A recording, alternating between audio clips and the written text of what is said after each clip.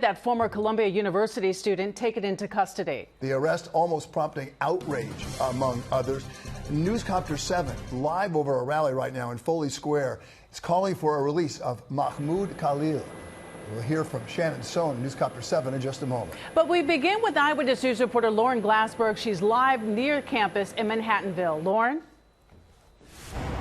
Yeah, it's a much quieter scene here than it is down at Foley Square. We're on 129th Street, where Columbia University does have a few buildings. And there's a press conference that is just starting right behind me over my shoulder, where members from the faculty from Columbia and Barnard, as well as immigration rights advocates, they are condemning the arrest and detention of that Columbia grad student who was detained over the weekend. Outside Columbia University, a small protest this afternoon calling for the release of Mahmoud Khalil. Federal immigration officials arrested the Palestinian activist on Saturday. Khalil's a Columbia grad student who has helped organize campus protests against Israel. The students on this encampment are a gift to Columbia. The Trump administration has pledged to detain and deport students who aren't citizens and support Hamas.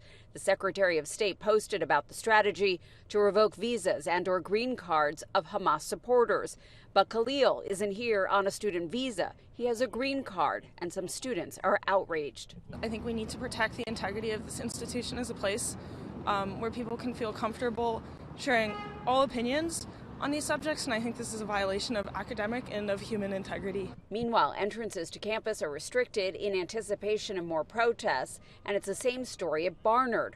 All of this as the president plans to pull $400 million in grants and contracts from Columbia for failing to stop anti-Semitism. But this professor says the school is doing a much better job of supporting Jewish students and faculty compared to last year, and that pulling funding is misguided. The university shouldn't be penalized, and the faculty and the graduate students and the postdocs, they are terrified, not by anti-Semitic rhetoric, by what is going on in the press and in Washington saying we're going to cut off funding. This student, who is Jewish and afraid of retribution, says she feels threatened every day, and she says the government did the right thing when it comes to Khalil. He has been openly anti-Semitic.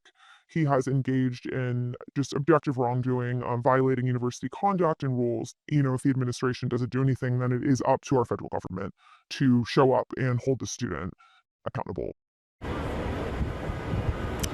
Now, Mahmoud Khalil has not been charged with any crime, and immigration experts say that detaining a legal permanent resident is really an extraordinary move by the government, but a green card may be revoked for supporting a terrorist organization.